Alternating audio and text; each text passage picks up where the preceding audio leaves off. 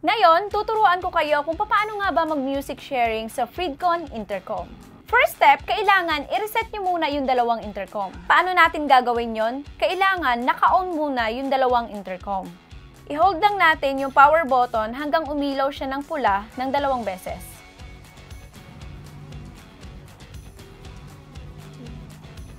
So ayan guys, naka-reset na po yung ating dalawang intercom. Dito po sa ating intercom 1, kailangan lang natin siya i-pair dito po sa ating cellphone. And paano po siya i-pair? I-hold lang natin ang power button ng intercom 1 hanggang umilaw siya ng red-blue. Ayan, naka-red-blue na siya. Ibig sabihin, naka-pairing mode na siya. So i-connect naman natin siya dito po sa ating cellphone. I-click nyo lang po itong T-Max. Ayan, lumabas na yung ating T-Max. Ayan.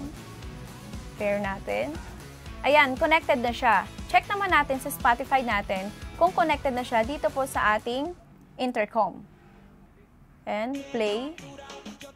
Mapapakinggan ninyo, connected na siya.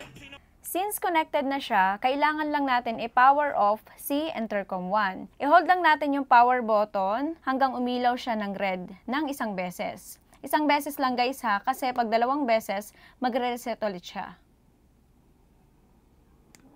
Since naka-power off na silang dalawa, kailangan lang natin i-pair yung dalawang intercom natin. I-hold lang natin itong power button hanggang mag-red-blue.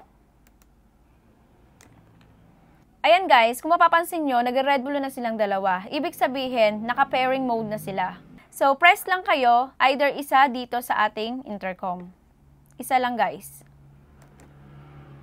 Ayan, ibig sabihin, connected na silang dalawa. Dahil sa intercom 1 nakakonect dito sa ating phone, kailangan lang niya umalis sa intercom mode by pressing power button once. Ayan guys, nakaalis na siya sa intercom mode. So, i-connect naman natin ulit siya dito sa ating phone. And check naman natin kung connected na siya. Play ulit natin. Ayan, mapapakinggan nyo, connected na ulit siya mga boss. Since connected na siya sa ating phone, dito papasok ang music sharing. Para i-share yung music ni Intercom 1 kay Intercom 2, i-click nyo lang yung power button ni Intercom 1 ng 2 beses. Then, i-check naman natin dito kung connected na silang dalawa. Okay? Napapakinggan nyo ba? Ayan, connected na silang dalawa.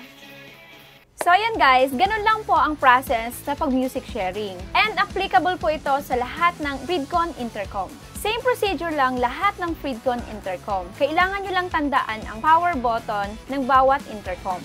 So, yun lang guys. Available po lahat ng line-up ng Freedcon Intercom dito sa Galaera Motogears. At pwede nyo rin i-avail yan via home credit.